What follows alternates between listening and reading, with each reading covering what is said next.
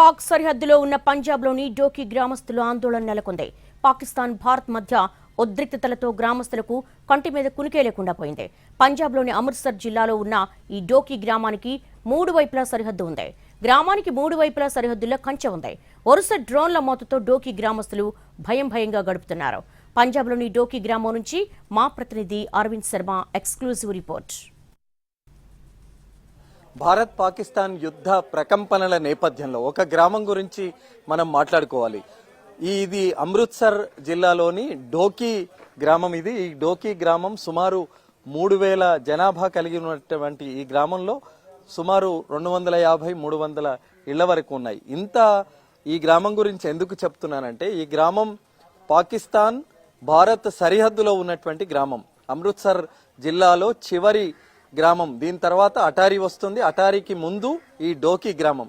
డోకి గ్రామం ప్రత్యేకత ఏంటంటే, మనం చూస్తూ ఉన్నాం, కంచె ఏదైతే వేశారో, ఇనుప కంచె వేశారో, ఇనుప కంచెకు సంబంధించి 3 ప్రాంతాల్లో కూడా ఇనుప కంచెకు సంబంధించి వేశారు. ఈ 3 వైపుల ఇనుప కంచె ఉంది, మధ్యలో ఈ గ్రామం ఉంది, చివరగా ఈ గ్రామం ఉంది. ఈ గ్రామానికి 3 వైపులా పాకిస్తాన్ భారత్ సరిహద్దులో ఉండేటువంటి కంచె ఉంది. ఆ కంచెను 3 వైపులా వేశారు. ఇటువైపు డోకి గ్రామం, అటువైపు మనం కంచెకు అటువైపు చూస్తే అది ఖిలా జీవన్ సింగ్ ఖిలా అనేటువంటి గ్రామం పాకిస్తాన్ లో ఉంది. ఇప్పుడు మనం చూసేటువంటి ఈ బార్డర్ కు ఇటువైపు ఉన్నటువంటి ఒక పాయింట్, సెక్యూరిటీ పాయింట్ ఏదైతే ఉందో, అది బిఎస్ఎఫ్ కు సంబంధించినటువంటి బలగాలు మోహరించేటువంటి ప్రాంతం, వాళ్ళు పహారా కాసేటువంటి సెక్యూరిటీ పాయింట్. ఇక కొద్ది దూరంలో మనం అంతా ఆ చెట్టు వెనక వైపు చూస్తే గనక అక్కడ ఒక సెక్యూరిటీ పాయింట్ ఉంది. అది పాకిస్తాన్ రేంజర్లకు సంబంధించినటువంటి సెక్యూరిటీ పాయింట్. అంటే ఇటు భూభాగం భారత్, అటు భూభాగం పాకిస్తాన్.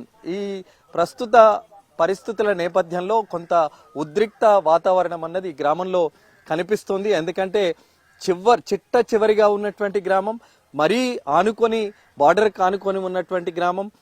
ఈ చేసేటువంటి వ్యవసాయానికి సంబంధించి కూడా ఈ పూర్తిగా ఇటువైపు ఏదైతే మనం చూస్తున్నామో 3 వైపులా కూడా బారికేడ్లు, కంచెను ఏర్పాటు చేశారు. మధ్యలో ఈ గ్రామం ఉన్నటువంటి పరిస్థితి. ఈ గ్రామంలో వాళ్ళందరూ కూడా కొంత ఆందోళన వ్యక్తం చేస్తున్నారు. ప్రతిరోజు 3 రోజులుగా క్షిపణుల దాడి జరుగుతుంది, డ్రోన్ల సహాయంతో దాడులు జరుగుతున్నాయి. దాన్ని భారత్ తిప్పి కొట్టగలుగుతుంది. కానీ మరి డ్రోన్ల మోత అన్నది చాలా తీవ్రంగా ఉంది.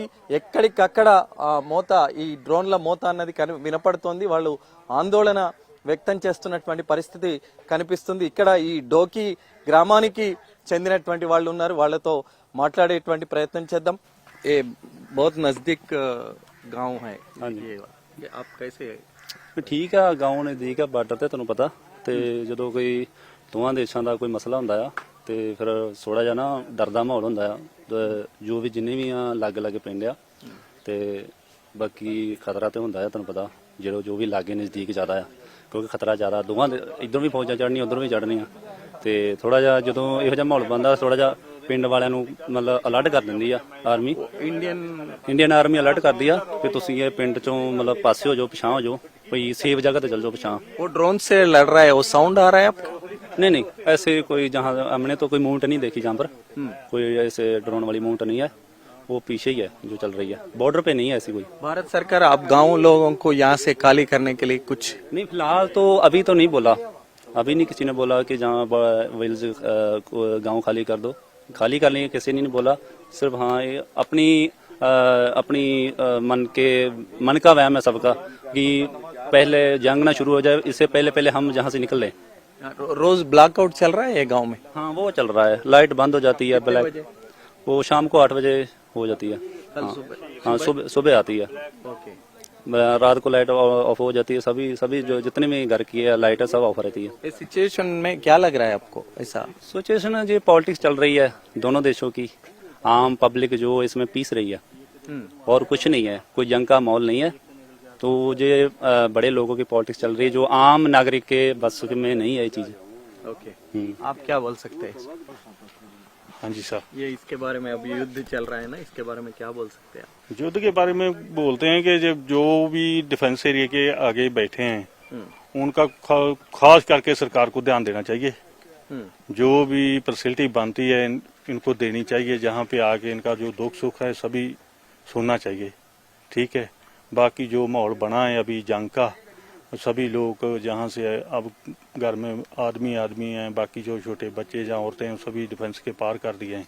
ठीक है, सुबह रात शाम को 6 बजे से ब्लैक आउट हो जाता है, तो सुबह 6 बजे बंद हो खुल जाता है। बस यही है, सारी रात ऐसे अंधेरे में बैठे रहते हैं, देखते रहते हैं कहीं कोई गड़बड़ उनकी होती है, क्या होता है, बस यही है।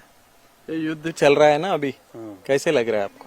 युद्ध माड़ा ये कैसे क्या लगेगा, सभी पब्लिक के लिए माड़ा है। युद्ध अच्छा थोड़ा है, दोनों देशों को बैठकर कोई समझौता करना चाहिए, जो अपना है उनका मसला उनको सुलझाना चाहिए।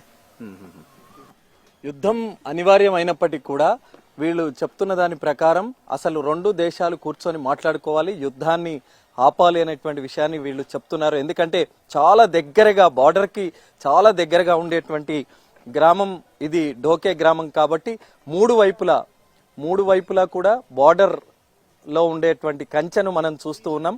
ఇక మధ్యలో ఈ మూడు వైపుల మధ్యలో ఉన్నటువంటి ఈ గ్రామం డోకే గ్రామం కాబట్టి మరి ఇక్కడ కూడా బ్లాక్అవుట్ కొనసాగుతోంది. వీళ్ళు అప్రమత్తంగానే ఉన్నప్పటికీ కూడా రెండు దేశాలు మాట్లాడుకొని సామరస్యపూర్వకంగా మాట్లాడుకొని యుద్ధ ఆలోచనను విరమించాలనేటువంటిది వీళ్ళు కోరుతున్నట్టు.